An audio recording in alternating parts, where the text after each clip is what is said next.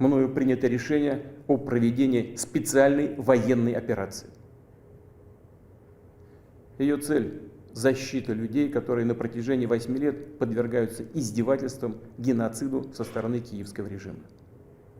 И для этого мы будем стремиться к демилитаризации и денацификации Украины, а также преданию суду тех, кто совершил многочисленные кровавые преступления против мирных жителей, в том числе и граждан Российской Федерации.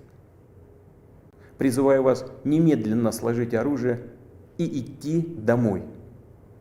Поясню. Все военнослужащие украинской армии, которые выполнят это требование, смогут беспрепятственно покинуть зону боевых действий и вернуться к своим семьям. Кто бы ни пытался помешать нам, а тем более создать угрозы для нашей страны, для нашего народа, должны знать, что ответ России будет незамедлительным и приведет вас к таким последствиям, с которыми вы в своей истории еще никогда не сталкивались.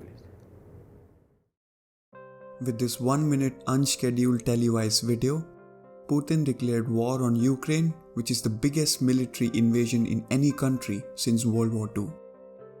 So in this video, we look at 3 major history events that led to tensions between Russia and Ukraine, with the situation eventually boiling up to the position we are in today. Let's start.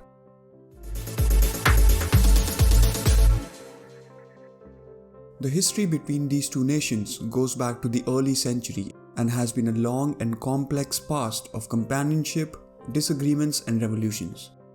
But the first thing we need to understand is the history of Ukraine, which is for the majority part has been under Russian rule. In the 1900s, Ukraine and Russia were part of the Soviet Republic. But after the Cold War between Soviet Union and the United States, the Soviet Union collapsed and Ukraine and Russia became independent countries in late 1991. Ukraine, at this point, started looking west to the European Union in order to grow its newly independent economy. While it still remained somewhat close to Russia, it started trade and commercial activities with Eastern Europe. This is a good point to understand the similarities between Ukraine and Russia, as it will heavily influence the next post-independence history of this relationship. Russia, Ukraine and other countries that were historically part of the Soviet Union are ethnically very similar. They all speak similar languages, follow the same religion and are broadly classified as Slavics. So naturally, when Ukraine went independent in 1991 and started looking west, there were many who felt that the independence was actually a partition from their power, their heritage and culture. These groups were pro-Russians. This divide even became evident in Ukraine's political system, which now had 2 parties, one pro-Russian and the other one which was pro-West. Now that you know about the history of this complex relationship, the next event which bubbled up the conflict came with the election of Ukrainian President Viktor Yanukovych. He was pro-Russian in his outlook and in 2013 rejected an EU trade deal. This deal could have meant greater integration with the European Union for Ukraine. Instead, he took a bailout from Russia, which led to protests and ultimately toppling of his government. This event made Russia angry, and they decided to act. As an act of retaliation and support from the pro-Russian group of people, they attacked Crimea in 2014, an area which was the military capital of Ukraine and somewhat pro-Russian. This was the very first aggression by Russia on Ukraine back in 2014. And now comes the next phase of this conflict, the Post-Crimea Phase. After annexing Crimea, Russia's focus shifted to Eastern Europe, especially the Donbas area. Why this region? Because these are heavy pro-Russian areas of Ukraine where separatists had been fighting for their independence and had been very vocal about their affiliation with Russia. These tensions eventually in these areas led to an armed conflict, and Russia decided to fight this war alongside these separatist groups.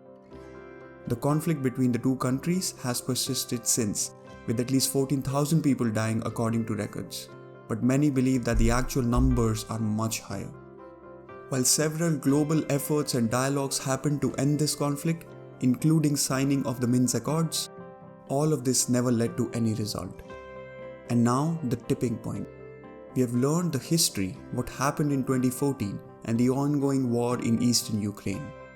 But the boiling point of all this came in 2017 when Ukraine, after years of talks, adopted as legislation that they would soon be joining Nato. Now NATO is a military alliance between 28 European countries and 2 North American countries, dedicated to preserving peace and security in the North Atlantic area. The former Soviet state is one of just a few countries in Eastern Europe that are not members of this alliance. And Russia specifically sees NATO as a concern and a threat. And when Ukrainian president, in an in-person meeting with the NATO chief, publicly showcased their interest in joining the body in November 2021, things got escalated, and Russia started sending troops and armed forces to the border. They kept doing that for almost 3 months, before finally attacking on Feb 24. Russia does not want Ukraine to join NATO, as it sees this alliance as a threat to its vision of a combined superpower, much like the Soviet Union days where Ukraine and Russia were one.